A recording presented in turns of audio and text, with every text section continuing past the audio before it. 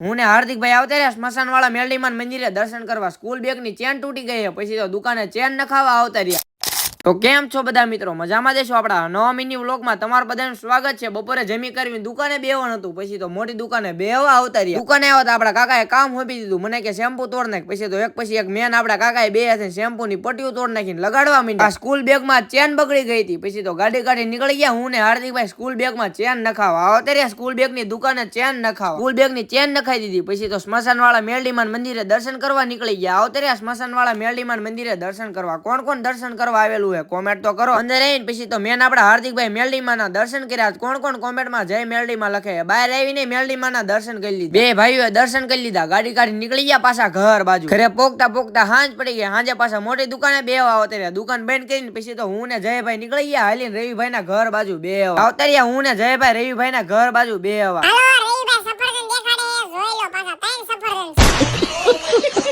રવિભાઈ આપડી જેમ વ્લોગ બનાવવાનું શરૂ કરે, આઈડી ને ફોલો કરી નાખજો. પછી તો રવિભાઈ આપણને ઘર બાજુ મેકવા આવતા રહ્યા. તમે બધા ફોલો તો કરી નાખો.